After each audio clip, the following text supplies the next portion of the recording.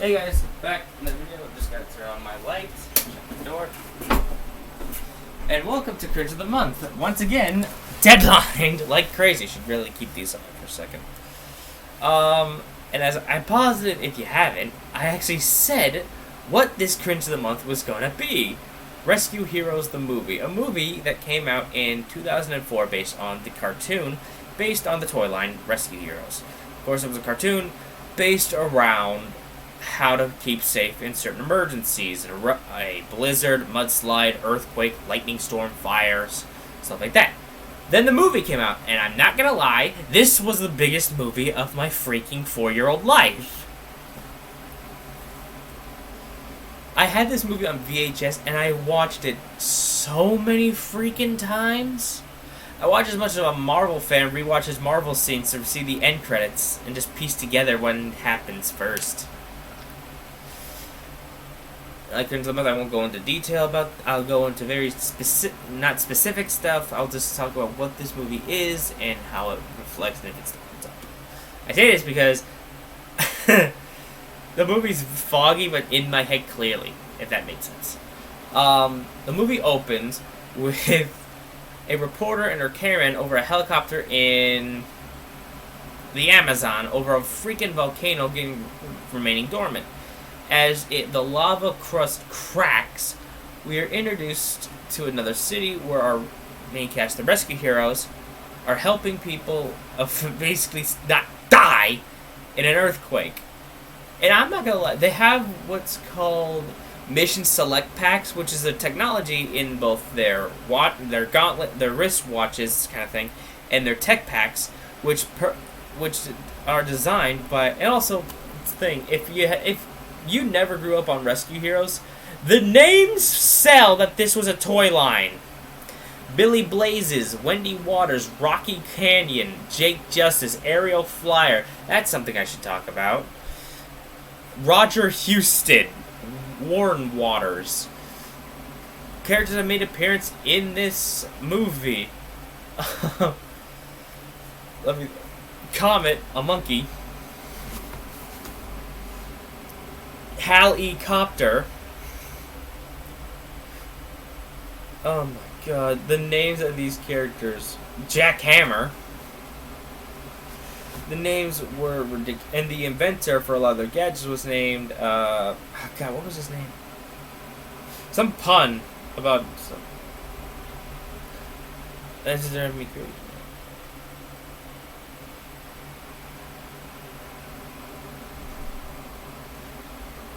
It's something Pat. Whatever. It's some. Whatever. It might come to me later in the talk. I'll just also say this. Animation, we gotta remember, this is a 2004 straight-to-DVD VHS movie. Straight to video. The animation itself, if you look at it through animation goggles, you will be disgusted by it probably. But as someone who grew up with this movie, I will admit that the animation ages like milk, but it's nostalgic, man. The main plot of this movie centers around the volcano in the Amazon with a reporter, because the heroes then rescue everyone in very actually cool action scenes with both the tech pack and how they use their brains and heart to do all this to save these people. Pat Pending, there it is. I knew it just randomly come to me.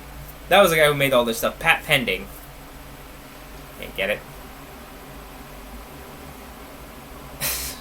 When the volcano erupts, not only does the helicopter has the news anchor and her cameraman go crazy, it also sends up volcanic ash that will inevitably become the main focus of the movie. The team of Wendy Waters, Billy Blaze, and Rocky Canyon say, then Billy grabs this thorn plant. And this is the side thing in the movie. He scratches his hand. It's a very small scratch, but it's a poisonous plant. And the poison makes its way through Billy's blood system, slowly hindering his ability to work, but he doesn't say that he was injured. He keeps trying to perform at 100%, while this volcanic ash that causes lightning storms all across the freaking globe. And again, as a kid, this is utterly terrifying to think about. Because yes, while lightning looks cool, it is also one of the most dangerous things that this planet has. It's one of the planet's most dangerous natural weapons. It may look cool, and it generates and causes electricity, but it is very dangerous. All across the globe, lightning storms are causing damage after damage, and Billy, plus the Roger, Houston, Warren Waters up in space, because they have a space station, because of course, are stretching so thin across the globe that you hear character names that never appeared in the show, and I'm positive were toys, maybe, I don't know. Are stretching so far. And Billy, still with the scratch and the poison running through him, has not told anyone, and it nearly cost him both his life and a village in, I'm gonna say Africa, somewhere like that, man, where he's in a hover, he's trying to fix a dam with the jet and lightning. And this is it's terrifying. Also, as a kid, it's cool to look at because it's a good visual thing. 3 bolts of lightning fuse into one and just blind Billy to where he goes out. Both, I think, because the lightning, what he says, and the poison taking a bit more drastic effect. He goes out in this jet, the dam breaks, and this little town almost gets washed away, if not for, again, a pretty cool tech scene with their rescue packs forming this giant freaking wall to block off the water. It's so cool. What's his name? And I think it was before this or after this, another lightning storm hits a ski resort where two idiot snowboarders, after the mountain had already been evacuated, they think it's cool because they have the whole freaking mountain to themselves and they think nothing bad is going to happen. Cue an avalanche! Rocky's there to help. I'm not kidding with these names. Bobsled and Alpine. Again, I can't kid with these names. Again, it's very action-packed.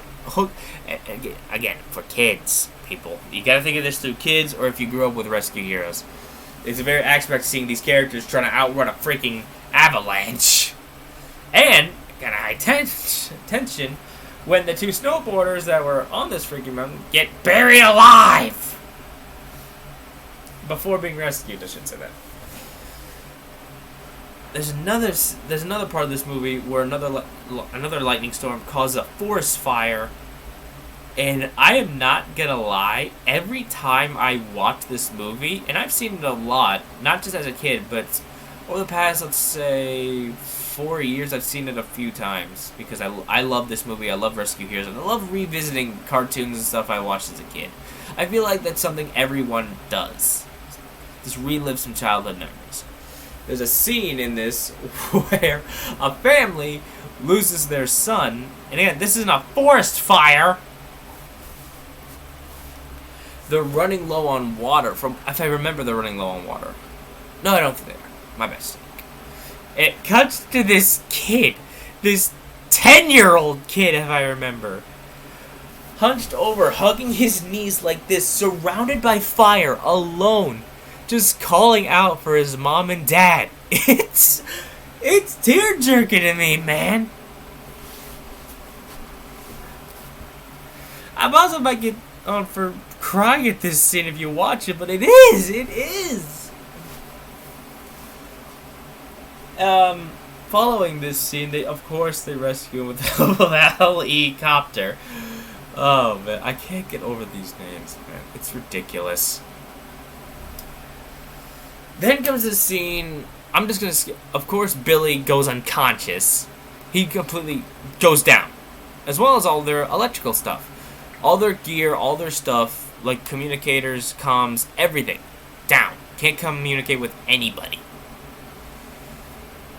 Then, because a scene a lot of people probably remember from this movie, because I remember there are two scenes in particular I reenacted so many freaking times as a kid. In preschool, I reenacted this scene. It was when the song that a lot of people remember called "We Are Many, We Are One." It's a great song and has a great message, man. While this song is playing, there's two scenes happening. One, we have a montage. We have a little scene with Billy Blazes in a hospital bed. Now, just before I continue, just imagine that. Imagine you grew up on Rescue Heroes, and you're seeing Billy freaking Blazes, the main guy, the guy who always knows what to do, the guy who's always there, in a hospital bed, nearing death. You're shocked into silence as a kid, crying. But at the same time, it cuts to all of these countries because they find out what they need to do. Because if they do not fix this lightning storm problem, these lightning storms, which are moving at a very unnatural pace, they will connect at the top of the world. Mainly, I think they said in Greenland. They will fuse and boom, like a nuclear bomb, surround the world in lightning storm Hades. No one will be saved. You step outside your house, if this would have happened, there's a 90% chance you're going to get struck by lightning. So what they do is either in Greenland or in Antarctica. Maybe at the top. I think Antarctica because it's at the top of the world. They construct the world's largest lightning rod of all these satellites, all these antennas, everything metal, these structures. All countries, Germany, France. I think they had South Korea in there, maybe. I don't know. France and Germany, I know they were there, but they had every country working together to fix this problem. While this amazing song, which I highly recommend you look up and listen to, is playing. And again, on VHS, I cannot count how many times I rewound that one scene just to hear that song. As before I go on, the other scene I reenacted a lot. This is in elementary school. There's a scene very early in the movie. Sorry to backtrack a little bit, guys. Where Jack Hammer goes from one side of a construction building zone to the other to save someone, and he tells the guy controlling a crane to swing the crane my way. He runs, jumps, grabs this hook, and swings this thing to the other side of the building. I cannot, mainly in winter I did this, I cannot count how many times I reenacted that scene, jumping from snowdrift to snowdrift. Because you know in elementary schools how they push the snow across the basketball field and stuff like that. That's where I would jump. Anyway, back to the main plot. Back to the main thing. While putting up the Rescue Hero logo and satellite thing, radio antenna, whatever, a lightning bolt strikes the jet cord and fuses the jet to the antenna. It can't leave. So if they don't get this thing off now, they're screwed. Rocky, who says it's his fault because, again, to backtrack, and I'm sorry for this, you know me. You know how I explain stuff. In the Amazon rescue with the volcano, Billy was telling Rocky to use the pecans, these little hooks that you use when you mountain climb. Rocky refused to do it, and that's kind of what made Billy slip. Rocks hit his helmet, and he slid off course, forcing him to grab the plant. Of course, they find the antidote, this small root that if you were to even move, because the thing was like this big in Wendy's hand, which she retrieved it. I'm noticing I'm very horrible at describing this stuff just because I focus on a lot of main stuff and not a lot of big parts of movies and not what needs to be said. I also have a very monotone voice. Not exactly the person to listen to while talking about this. I'm sorry. I have the voice of what you put on when you try to fall asleep. Anyway, Jesus, I suck at this. But I love doing it. They find the root, which contains the antidote. Surprise! Billy fights off the poison with the antidote and ready to help in this last fight. or less rescue. And in one of the craziest and most awesome moments in this end of the movie, as a kid, this was my... This is, to a kid, to me as a kid, this was the most awesome movie ending ever. It has not only Rocky jumping off this antenna to the helicopter, which also, this is taking place in like the same day I'm thinking of now. Even when watching the movie, I always realize this is taking place in one day. Action-packed day. You have Rocky Canyon jumping from this antenna right when the lightning's striking to the helicopter that Aerial Flyer is flying. And again, I'm planning to talk about that character since there's a little issue with her character design when you look at the show and the movie, and I'll get to that at the end. While also having Billy Blazes helping Jack Hammer, who was the one attaching the satellite and got zapped by lightning. He grabs him, holds him up like this, running, jumps right as lightning is all around it. It just ends also with the PSA about what to do during a lightning storm. And of course, like in every episode, it ends with this line, and a line I like to live by still to this day. Think like a rescue hero. Think safe. First off, before I get into what I want to talk about with this one character, I want to say, I'm sorry for this crappy thing. I know I suck at reviewing movies a lot of the time, but it's just how I roll. It's just how I review movies. You know how I do this, because you clicked on the video and you know my channel. Anyway, where's my phone? Because I need it for a second. Be right back. Okay.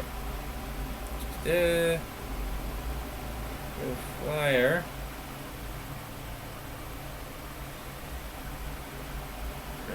Okay, here's what I mean.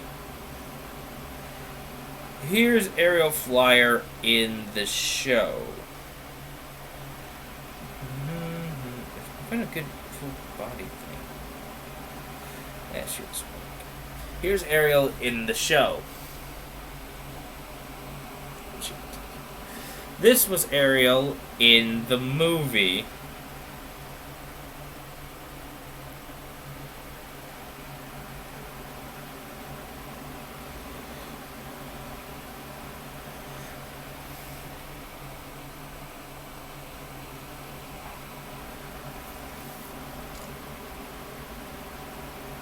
It's weird because no other character was really redesigned like that. It's so freaking weird. No one else was really that changed except for Ariel for whatever reason.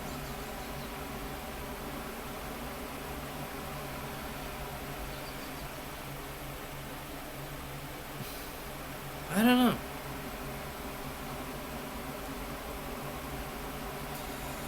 Anyway, that'll do it for this Cringe of the Month. Once again, sorry for the kind of backtrack, fast forward kind of thing where I do. Sorry. Anyway, hope you enjoyed. See you in the next video, which there will be 2 coming out. Maybe not today, but 2 videos will be coming out. You know what I mean. Expect 2 more videos on my channel.